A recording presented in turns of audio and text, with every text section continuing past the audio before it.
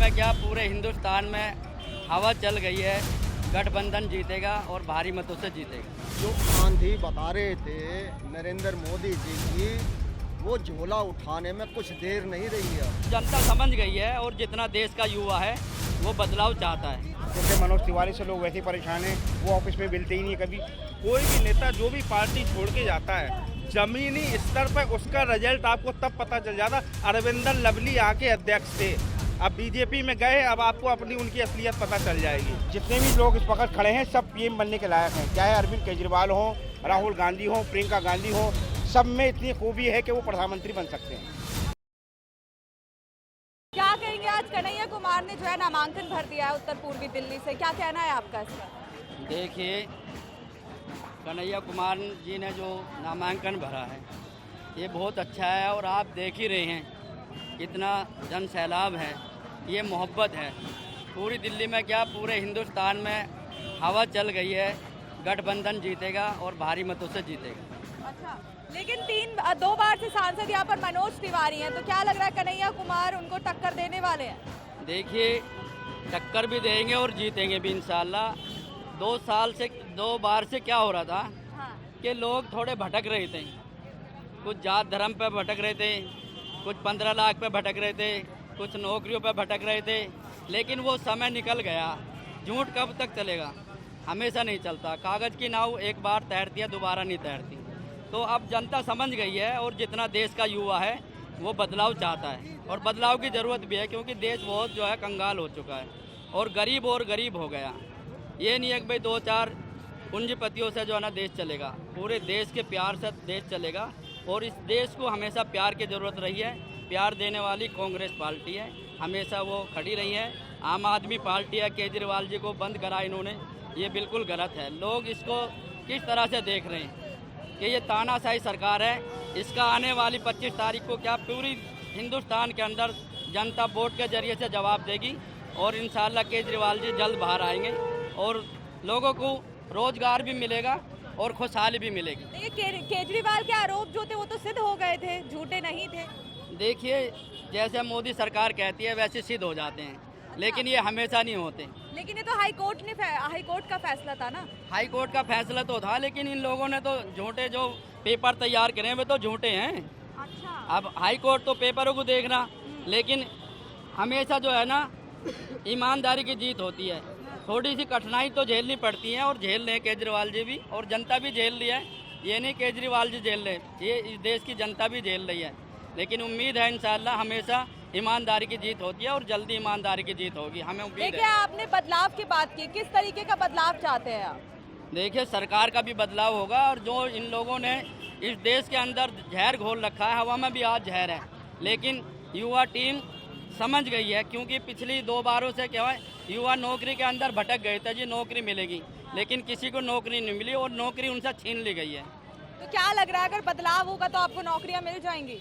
बिल्कुल, नौकरियां भी मिलेंगी और जो वादे करे हैं केजरीवाल जी ने और हमारे राहुल जी ने जो वादे किए हैं वो पूरे भी किया। जहाँ जहाँ कांग्रेस की सरकार है वहाँ आपने देखा भी है, आपके चैनल से लोगों ने भी देखा है, हम लोगों ने भी देखा कि वहाँ जो उन्होंने किसानों के कर्ज माफ़ी की वो किए थे, वादे किए थे, वो पूरे किए हैं और वहाँ खुशहाली भी है।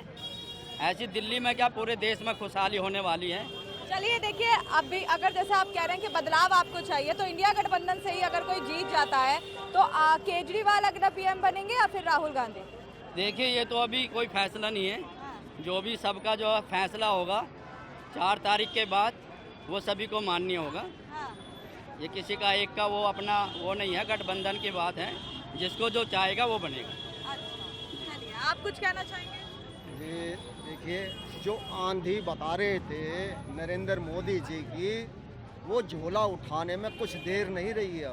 अच्छा। जो आंधी उसकी जो राहुल गांधी ने आंधी चलाई है ना, उस गांधी में मोदी जी उड़ने वाले हैं। अच्छा, कौन सी आंधी?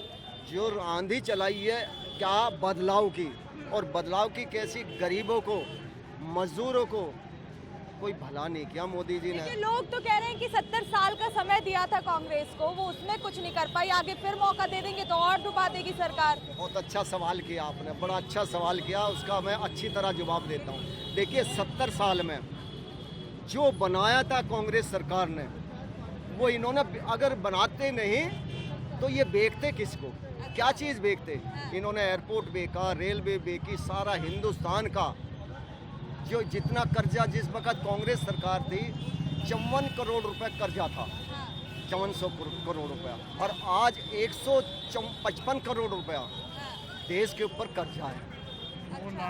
2 लाख करोड़।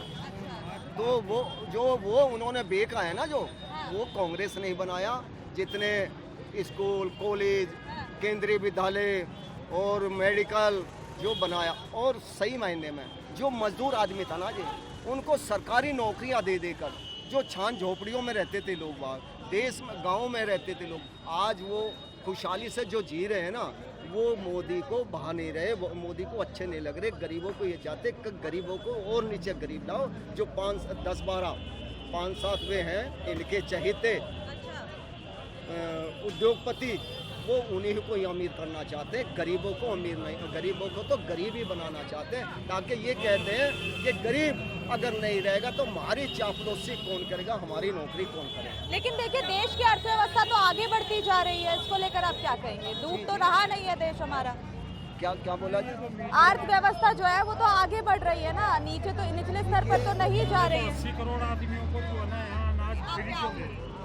जो 80 करोड़ रुपया, 80 लाख, 80 करोड़ आदमियों को ये ज़मीन में लिया है, और 20 करोड़ रुपए का वो, तो इसलिए मैं कहना चाहता हूँ कि सारा गरीब मजदूर, और इन्होंने 70 साल में जो जातिवाद को मिटाया था, वो जातिवाद आज 10 साल में इतना घूम गया है, इतना सर क्या चढ़ रहा बोल रहा है जातिवाद, हिंदू मुसलमान, तुम्हारा मस्जिद मंदिर, और है क्या? इनके पास मुद्दा ही नहीं है कोई लड़ने के लिए। मुद्दा क्या है?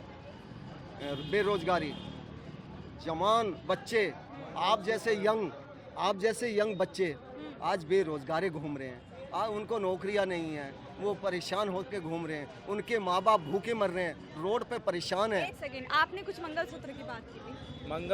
भाई साहब मुद्दा गिना रहे थे मंगलसूत्र का, इसलिए मैंने बोला कि मोदी जी ये नहीं बता रहे हैं अपनी रैलियों में कि अगले 5 साल में मैं क्या करूंगा। मोदी जी ये बता रहे हैं कि अगर कांग्रेस की सरकार बन जाती है तो ये मंगलसूत्र छीन लेंगे। अभी आपने सवाल पूछा था भाई साहब से कि 70 सालों में किया गया, कितने लोगों के मंगलसूत्र छीन लिए कांग्रेस ने। मोदी जी को मंगलसूत्र के बारे में कांग्रेस ने मैनिफेस्टो में तो कहा अभी है ना ये चीज कि आप अपनी विरासत में से आधा बांटिए, आप सहमत हैं इस चीज? कौन सा मैनिफेस्टो में लिखा है? ये कहाँ पे लिखा है? आपने कहाँ पे लिखा? आपने पढ़ा है मैडम? विरासत आप आधी जो आपकी जो प्रॉपर्टी है आधी आप सरकार को दे दीजिए अगर आप में ज्यादा है। मैं आपको बता दूं, इंडियन नेशनल कांग्रेस के जो ओवरसीज अध्यक्ष है सैम पित्रोदा, उसने बोला है बयान में, उसका भारत की कांग्रेस से कोई लेना देना नहीं है। उसने एक बयान दिया है, बयान तो लल्लू सिंह ने भी दिया है बीजेपी के सांसद ने, कि मैं संविधान खत्म कर दूंगा। उस पर आपने सवाल नहीं पूछा।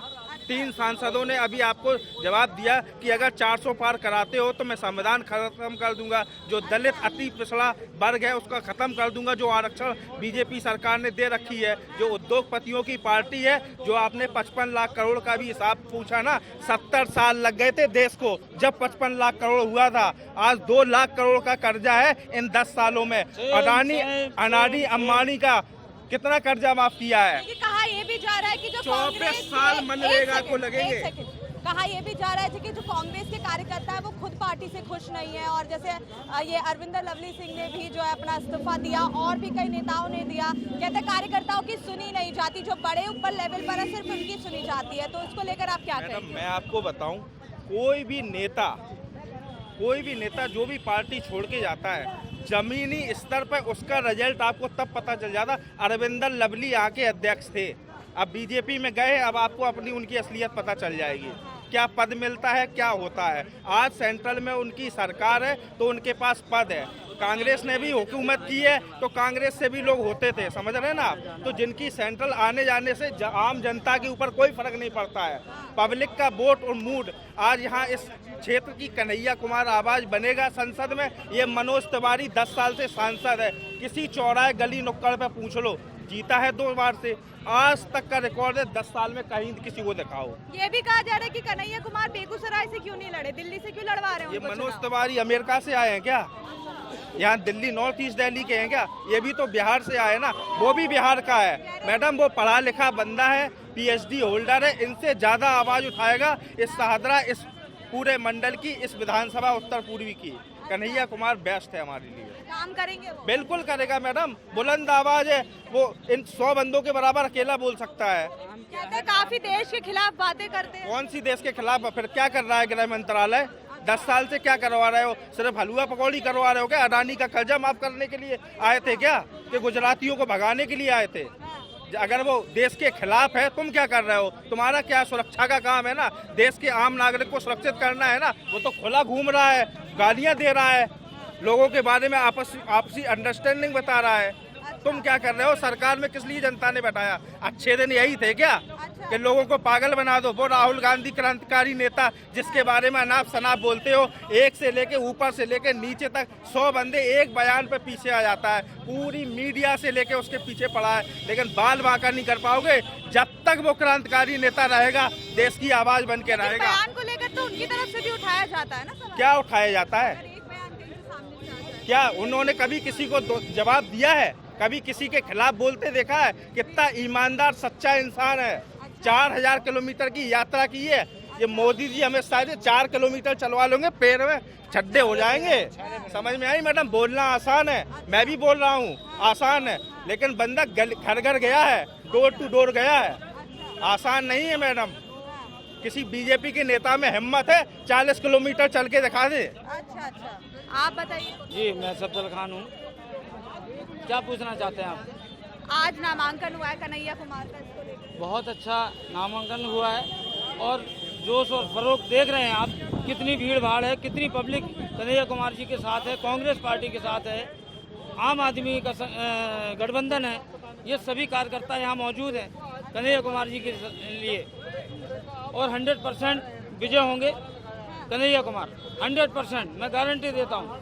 और तुम्हारा मनोज तिवारी ने किया क्या है 10 साल में? किया क्या है उन्होंने पब्लिक के लिए? क्या किया है? वो सिर्फ बोल सकते हैं उल्टा सीधा, वो एक्टर हैं, बढ़िया बोलते हैं, अच्छी बात है, लेकिन कन्हैया कुमार के सामने नहीं बोल सकते, कि कन्हैया कुमार जी के सामने हर चीज़ का जवाब है। और आपने कहा कि 70 साल के लिए, 70 साल में क्या किया, तो क्या ये 9-10 साल में ही मोदी जी ने सब कुछ बना दिया? मोदी जी ने सिर्फ बेचने के अलावा और कुछ नहीं किया है। आप समझ लो इस चीज़ के लिए, बेचने के अलावा कुछ नहीं किया। जैसे जिस तरीके से एक पिता का जो प्रॉपर्टी होती है, जो खानदानी जो काम होता है, खेती बाड़ी होती है, मकान होता है, तो एक बच्चा गलत होता है तो वो सारी बेचता है, बढ़ाता नहीं है। राहुल जी ने तो सिर्फ बढ़ाया अभी तक, जो भी किया राहुल जी ने किया है, अभी तक राहुल जी ने किया है। बिल्कुल कांग्रेस पार्टी ने किया है। आज नामांकन हुआ है कन्हैया कुमार का, इसको लेकर आपका क्या कहना है? क्या वो मनोज तिवारी को टक्कर देने में सक्षम है कन्हैया कुमार? जी बिल्कुल सक्षम हैं और जो है कई लाख वोटों से जीतेंगे ये, क्योंकि मनोज तिवारी से लोग वैसे ही परेशान हैं, वो ऑफिस में मिलते ही नहीं कभी, तो खुद वहाँ भारतीय जनता पार्टी के खुद लोग उनके खिलाफ हैं इस वक्त, और एक अच्छा इस वक्त लहर चल रही है कन्हैया कुमार जी की, तो वो बहुत भारी बहुमत से जीत कर आएंगे। लग रहा है आपको कन्हैया कुमार को अगर ये सीट दे दी जाए जीत के तौर पे तो काम होगा? हाँ बिल्कुल काम होगा, क्योंकि एक युवा हैं और दूसरा काम की लगन है। जो कहते हैं, जो आदमी कह रहा है इतने साल से, उसे मौका भी मिलना चाहिए, जो कह रहा है वो करके दिखाना भी चाहिए, और वो करके दिखाएंगे भी, ऐसा हमारी पूरी तरह से उम्मीद है उनसे और पूरी आशा है जनता के साथ। और जनता के दर्द को वो समझते भी हैं, उनके जज्बात निकल कर आते हैं, तो महसूस होता है कि वो जनता की फिक्र करते हैं। देखिए, कहते हैं कि कन्हैया कुमार देश को बांटने की बात करते हैं, तो क्या ऐसे इंसान के हाथ में दिल्ली की एक सीट दे देनी चाहिए? क्या पता वो उसमें भी बंटवारा करे? नहीं, ये तो कौन कह रहा है बांटने वाली बात करे? कभी भी कोई बांटने वाली बात नहीं है। हमेशा से जो है विपक्ष पर ये इल्ज़ाम लगता है कि जब वो कुछ काम कहता है तो कहते हैं कि बांटने का काम कर रहे हैं, जबकि सत्ताधारी जो है बराबर बांटने का काम कर रही हैं, कोई उसी की तरफ कोई निशाना नहीं बनाता। तो आपके हिसाब से कन्हैया कुमार आ रहे हैं? हाँ जी, कन्हैया कुमार आ रहे हैं और एनडीए सरकार भी आ रही है। 4 जून को आप देखेंगे कि जो है महागठबंधन की सरकार पूरी बहुमत के साथ आएगी। अच्छा, अगला पीएम भी गठबंधन से ही होगा, आप ये कह रहे हैं? जी बिल्कुल होगा, अगला पीएम गठबंधन से ही होंगे। तो आपको क्या लग रहा है, राहुल गांधी अगला पीएम बनेंगे या केजरीवाल की सरकार में से? देखिए, कोई भी पीएम बने, जितने भी लोग इस वक्त खड़े हैं सब पीएम बनने के लायक हैं, चाहे अरविंद केजरीवाल हो, राहुल गांधी हो, प्रियंका गांधी हो, सब में इतनी खूबी है कि वो प्रधानमंत्री बन सकते हैं। क्या कहेंगे ये उत्तर पूर्वी दिल्ली की जो राजनीति गरमाई हुई है कन्हैया कुमार और मनोज तिवारी के बीच में, आज कन्हैया कुमार ने नामांकन भी कर दिया, इसको लेकर आपका क्या? आपका सवाल है कि गरमाई हुई है। गरम जब होती है जब आग होती है।